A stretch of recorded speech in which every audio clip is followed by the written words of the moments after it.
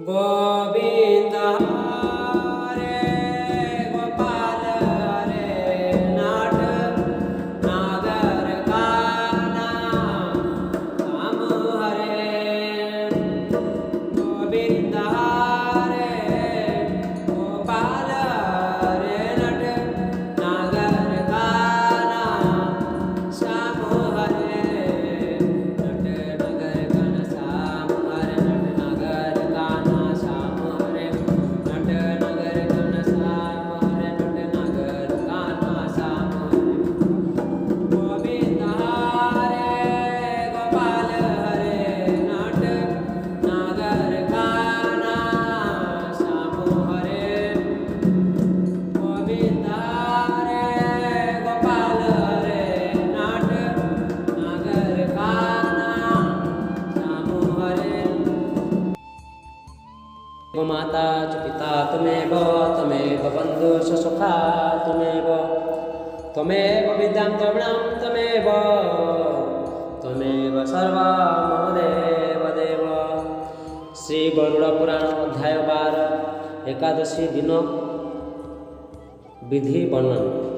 गरुड़ जी ने पूछा, हे सुरेश, एकादशाह की विधि और उत्सर्ग का विधान कहिए।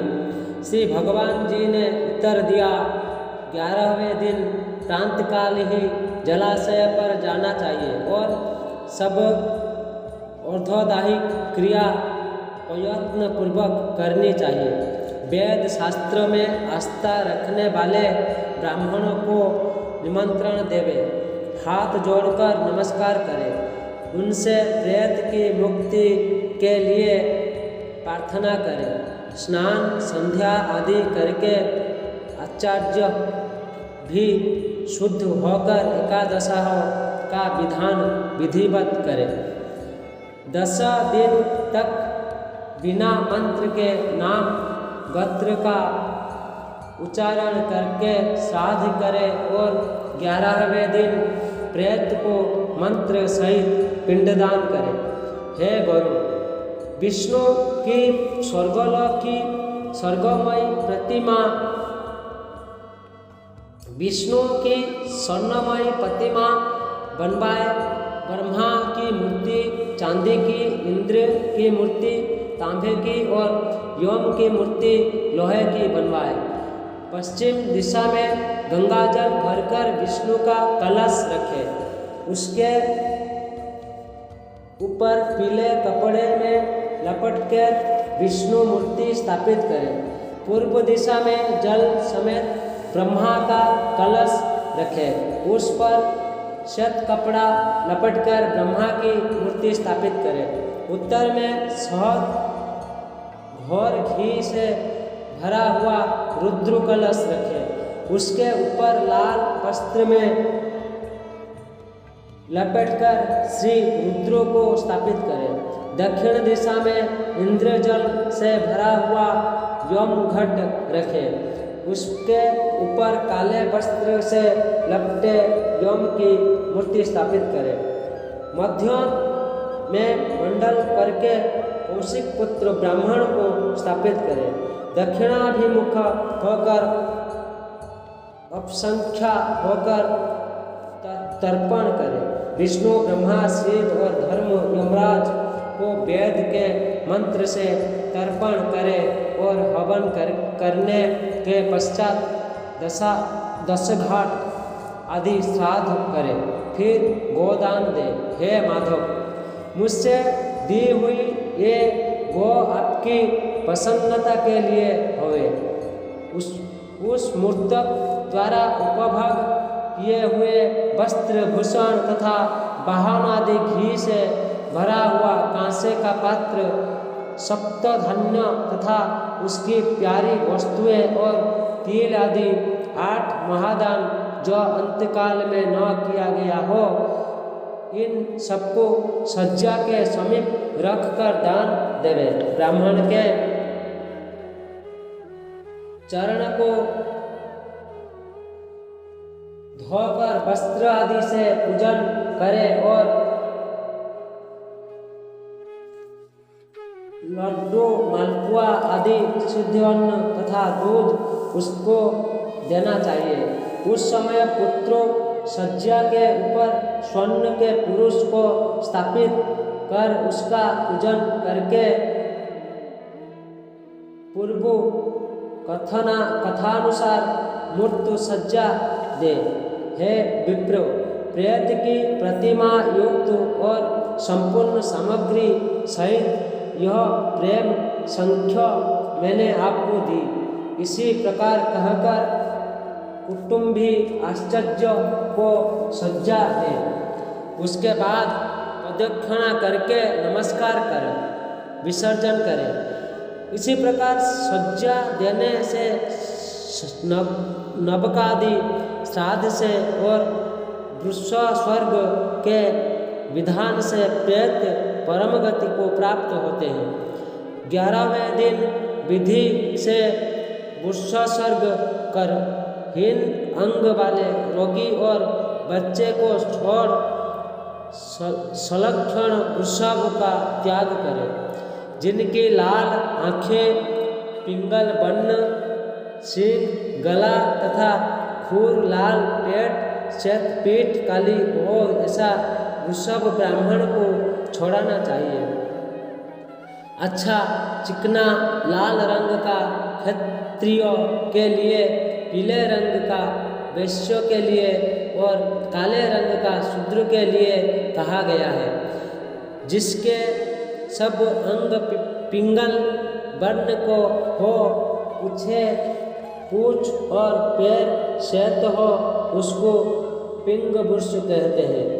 वह पितरों की प्रीति को बढ़ाने वाला है। जिसे बैल के पैर, मुख और पूछ श्वेत हो और शेष शरीर लाही के रंग जैसा लाल हो, उसको नील वृषभ कहते हैं। जिस बैल का शरीर लाल रंग का हो, मुख तथा पूछ पांडुवर्ण, कुछ पीला हो, खूर तथा सिंह पीत वर्ण का हो, उस वृषभ को रक्त नील कहते हैं। जो सब अंग में एक रंग है, खूर और पूछ पीत वर्ण की हो, उसको नीलपिंग कहते हैं।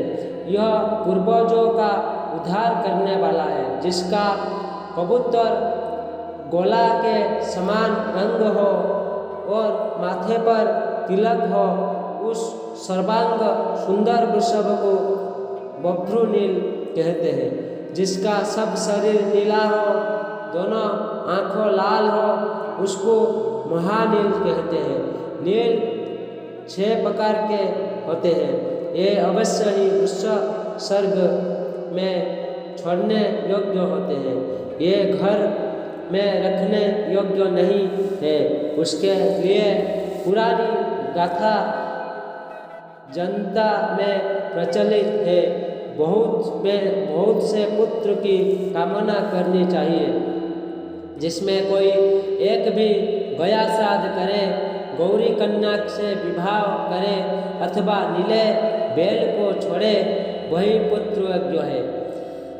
जो वृषभ सर्ग करे और जो गया श्राद्ध करे और अन्य पुत्र पिष्टा के समान है, जिसके पितृ गौरव आदि नरक में जाते हैं।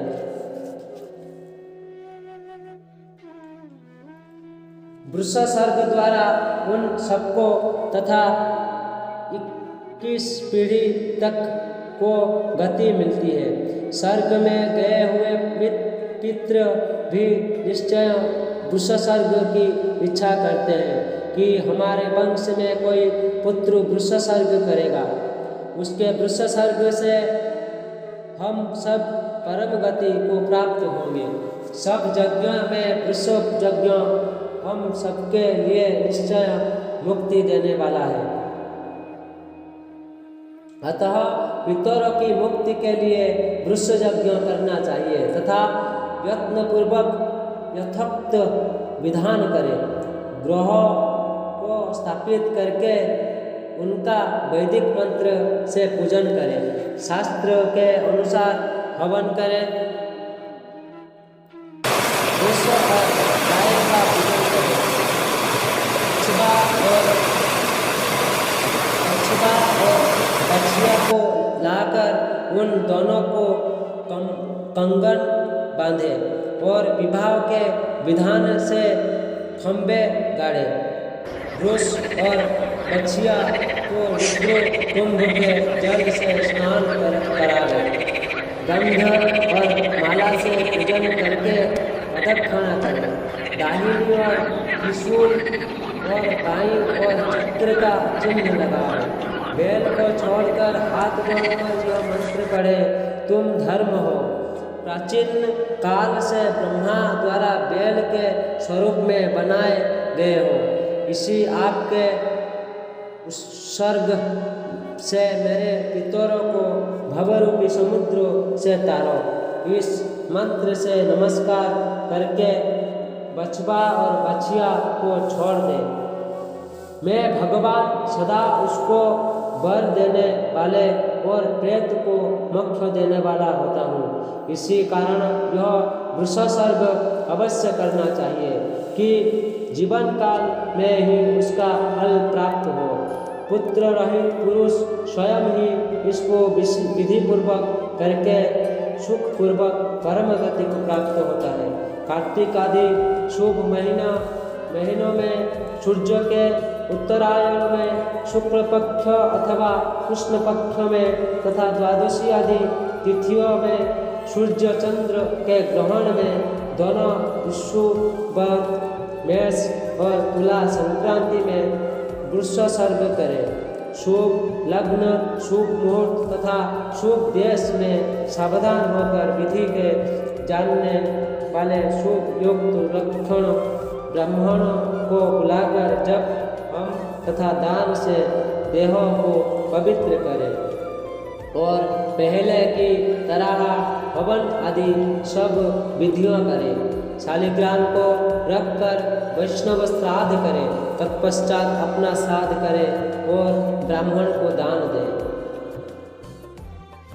हे गुरु, पुत्रवान तथा बिना पुत्र वाला जो कोई इसी प्रकार वृषसर्ग करता है उसको वृषसर्ग का सब वांछित फल मिलता है। जो गति वृषसर्ग से होती है वह गति अग्निहोत्र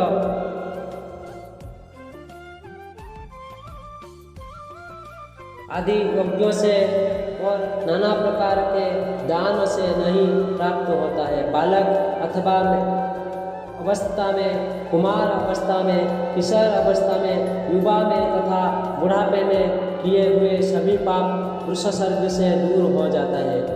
इसमें संदेह नहीं है। मित्र द्रोही, कुतघ्न, मदिरा पान करने वाला, गुरुपत्नी में गमन करने वाला, ब्रह्मा हत्या का पापी और स्वर्ण चुराने वाला, ये सब वृषसर्ग से मुक्त हो जाते हैं। इसलिए सब प्रकार से वृषसर्ग करें। हे गुरु, तीनों लोक में वृषसर्ग के समान अन्य पुण्य नहीं है। पति पुत्र वाली स्त्री जो दोनों पति पुत्र से पहले मर जाए तो उसके लिए वृषसर्ग न करे, किंतु दूध देती हुई गौ का दान करे। जो निर्दयी घूस अथवा लाठियों से बैल वृषसर्ग वाला को मारते हैं वो मनुष्य यम की यातना भोगते हैं। इसी प्रकार वृषसर्ग करके 16 श्राद्ध 100 पिंड करने से पहले करें। उसे मैं तुमसे कहता हूँ, मृतक स्थान द्वारा आधे मार्ग चिता मृतक के हाथ पर अस्थि के संचयन में और 10 दिन के 10 से 16 पिंड देवे। मैंने जो तुमसे यह 16 श्राद्ध पहले कहा वह मलिन षोडशी है और दूसरा 16 श्राद्ध मध्य में तुमसे कहता हूँ। पहला पिंड विष्णु के निमित्त दे, दूसरा पिंड शिव के निमित्त और तीसरा पिंड स्वपरिवार यम के लिए देवे, चौथा जमराज के लिए और पांचवा हव्यवाह के लिए, छठा काव्यवाह के लिए और सातवां काल के लिए पिंडदान करे, आठवां रुद्र के लिए पिंडदान करे और नौवां पुरुष के लिए, 10वां वेद के लिए, 11वां विष्णु के लिए दान करे, 12वां ब्रह्मा के लिए, 13वां विष्णु के लिए, 14वां शिव के लिए और 15वां यम के लिए पिंडदान करे। हे गुरु, 16वां पिंड तत्पुरुष के लिए दान करे। तत्व के जानने वाले पुरुष इसको मध्य षोडशी कहते हैं। 12 महीने में 12 पिंड पाक्षिक, नैपाक्षिक और न्यून षाण्मासिक पिंड तथा अभिष्ट पिंड का दान करें। हे गरुड़, खीर को पकाकर 11वें दिन का श्राद्ध करें। ये 40 और पाठ 8 48 प्रेतत्व के नाशक श्राद्ध जिसके लिए विधि पूर्वक होते हैं वह पितरों की पंक्ति में गिना जाता है। पितरों की पंक्ति में प्रवेश करने के लिए उपयुक्त 16 स्तोत्र श्राद्ध करावे। इन श्राद्ध से ही मृतक स्थिर प्रेत होते हैं। यह 3 षोडशी जब तक नहीं दी जाती है तब तक अपना और दूसरों को दिया हुआ भोजन आदि भी नहीं प्राप्त होती। इसलिए पुत्र विधि पूर्वक 3 षोडश श्राद्ध करे और पति के लिए जो पत्नी उपयुक्त षोडशास्त्र जो श्राद्ध करती है तो उसका अनंत कल्याण होता है। जो स्त्री मरे हुए पति का अर्धदैहिक कर्म करती है, क्षाय हो और पक्षाय हो श्राद्ध करती है, वह मेरे द्वारा सती कही जाती है। वह पतिव्रता पति के उपकार के लिए जाती है। उसका जीना सफल है। जो मरे हुए अपने स्वामी का स्मरण करती है वही जीवन बिता देती है। यदि कोई प्रमाद से आग या जल से मर जाता है, उसका अर्धदैहिक संस्कार आदि श्राद्धादि सब प्रमुख कर्म विधि पूर्वक करे। प्रमाद से या इच्छा से अथवा सांप से जो मनुष्य मरता है उसके लिए दोनों पक्षों की पंचमी तिथि में नाग का पूजन करें। पृथ्वी पर सर्प के शरीर की आकृति आटा की बनाए हुए सफ़ेद और सुगंधित फूल से तथा चंदन से पूजन करें। धूप दीप देकर तंडुल से तथा चंदन से पूजन करें। धूप दीप देकर तंडुल और तिल को छोड़े। कच्चा पिसा हुआ नैवेद्य और दूध निवेदन करें। शक्ति के अनुसार गौ और स्वर्ण का नाग ब्राह्मण को दान करें। तत्पश्चात हाथ जोड़कर नागराज प्रसन्न होवे ऐसा कहे।